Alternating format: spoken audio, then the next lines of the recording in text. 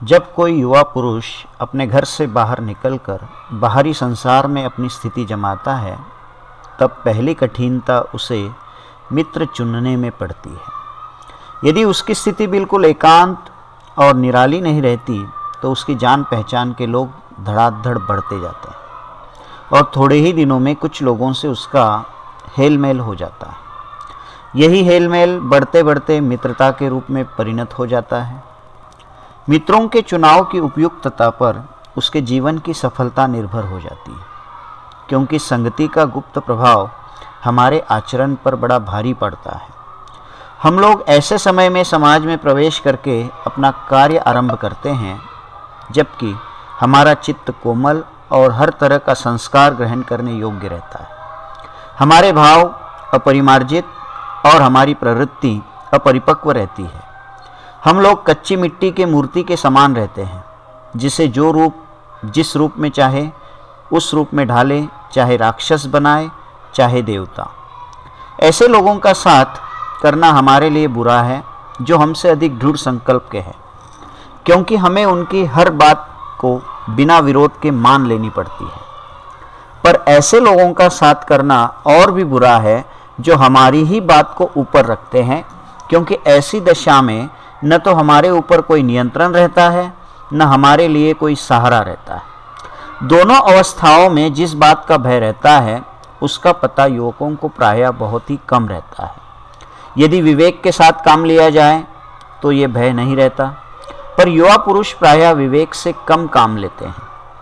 कैसे आश्चर्य की बात है कि लोग एक घोड़ा लेते हैं तो भी उसके 100 गुण दोष को परख लेते हैं, पर किसी को मित्र बनाने में उसके पूर्व उसके आचरण और स्वभाव आदि का कुछ भी विचार और अनुसंधान नहीं करते।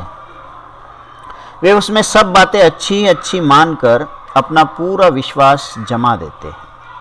हंसमुख चेहरा, बातचीत का ढंग, थोड़ी चतुराई या साहस, यही 2-4 बात किसी में देखकर लोग चटपट उसे अपना बना लेते हैं। हम लोग ये नहीं सोचते कि मैत्री का उद्देश्य क्या है, क्या जीवन के व्यवहार में उसका कुछ मूल्य भी है। ये बात हमें नहीं सूझती कि ये ऐसा साधन है जिससे आत्मशिक्षा का कार्य बहुत सुगम हो जाता है। एक प्राचीन विद्वान का वचन है, विश्वास पात्र मित्र से बड़ी भारी रक्षा रहती है। जिसे ऐसा मित्र मिल जाए उसे समझना चाहिए कि खजाना मिल गया।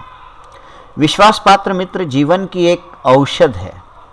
हमें अपने मित्रों से ये आशा रखनी चाहिए कि वे उत्तम संकल्पों से हमें दृढ़ करेंगे, दोषों और त्रुटियों से हमें बचाएंगे, हमारे सत्य, पवित्रता और मर्यादा के प्रेम को पुष्ट करेंगे। जब हम कुमार्ग पर पैर रखेंगे तब वे हमें सचेत करेंगे, जब हम हतोत्साहित होंगे तब हमें उत्साहित करेंगे। सारांश यह है कि हमें उत्तमता पूर्वक जीवन निर्वाह करने में हर तरह से सहायता देंगे। सच्ची मित्रता में उत्तम वैद्य की सी निपुणता और परख होती है। अच्छी से अच्छी माता का सधैर्य और कोमलता होती है। ऐसे ही मित्रता करने का प्रयत्न प्रत्येक व्यक्ति को करना चाहिए।